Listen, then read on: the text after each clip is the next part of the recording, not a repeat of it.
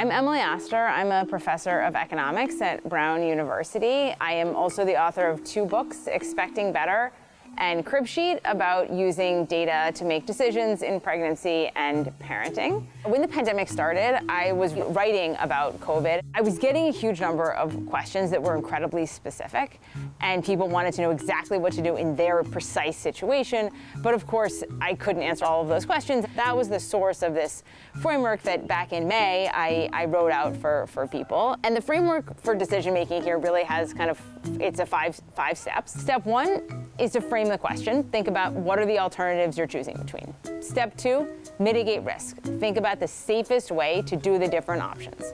Step 3, evaluate risk. Think about how risky are each of these options if you're doing them as safely as possible. Step 4, think about the benefits. What are the benefits of doing one versus the other? And step 5, decide. Try to make a decision and try to move on. Many people don't have a choice, but if you do have a choice, I think a lot of parents are facing the choice, should my kid go back in person? Should they go back remote? In some cases, the choice is, should I pull my kid from the public school system and try to get them into a school that is in person? How important is that? So I think, again, there's kind of a sitting down and thinking about really what are the options that I see as feasible. Second step, thinking about mitigating risk. Can your kid wear a mask all day? They can. They definitely can. Are you going to be able to enforce that? Evaluate risk. This really requires us to understand better what are the risks of in-person school for kids. Such a big part of the school reopen decision is the question of, if I send my kid to school, is there 1% chance they'll get COVID in the first few weeks? Is it 0.1%? Is it 10%? Is it 20%? Those numbers are going to be really important in parental decisions. They should also be important in the policy choices about reopening schools. Next step, think about the benefits. In particular, I think we have a lot of evidence that younger kids benefit more from face-to-face learning. High school student may be better equipped to do some of their learning online, whereas for a kindergartner, 8 hours of Zoom a day is a challenge. And then make a decision, and I think it's going to be this is going to be a hard decision, and this is going to be one where it's really going to be a challenge for parents to feel good about their choices, and particularly in the first days of school. My kids are back in school. The first days are nerve-wracking. You do get used to it, but I think we all need to be prepared as we make that choice, or if we make that choice, to kind of feel the anxiety in the beginning, at least. So screen time is something that many of us have found ourselves making choices that we didn't expect about. So I personally, pre-pandemic, was a pretty limited screen time person, but there is no question that screens have become a much bigger part of my parenting journey. But we're also finding ourselves making choices about that and thinking about, how do we decide how much screen time is appropriate? First, frame the question. Are your 2 choices no screen time versus unlimited screen time? Probably not. Are your 2 choices no screen time versus an hour a day? Are your choices an hour versus 2 hours? So actually try to articulate what's the margin on which you think you can move. Think about mitigating the risk. There's not.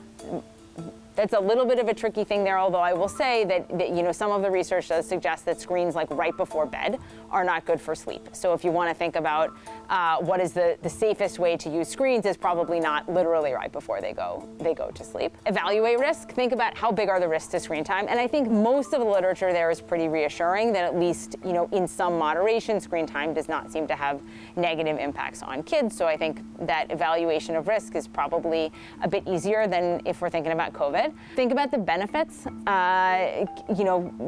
actually there's probably some benefits to your kids of some limited screen time. For a lot of kids, it can be an opportunity to kind of dial down for a little bit, just have a little bit of a rest. And this may be your only opportunity to take a shower or cook dinner peacefully, which I think is an enormous benefit, particularly when we are all stuck in our homes with no interaction. And then make a decision. And I think in this case, you want to articulate the decision and articulate it to your kids and say, okay, this is the rule that we're gonna have. Here's how we're gonna move forward with that. So I wrote this framework in the context of COVID, but actually, this is a broader decision-making framework, thinking about co-sleeping. So for people who are watching this who are not parents, co-sleeping it refers to the circumstance in which people sleep in the bed with their baby. So you start by framing the question. And actually, you might think the question is obvious, should I co-sleep or not?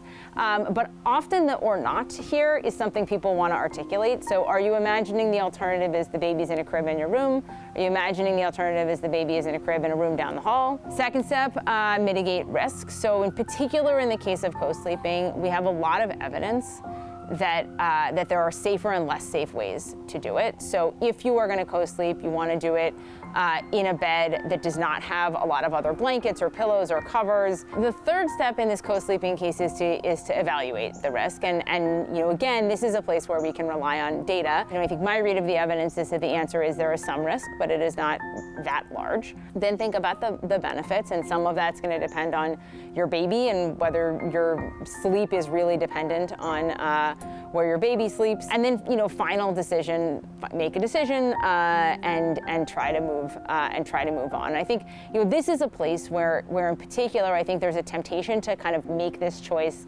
at like 3 o'clock in the morning when you're really tired and your baby will just like fall asleep next to you. And although that's very tempting, this is the kind of thing that is a big enough decision that you probably do want to really sit down and think about it.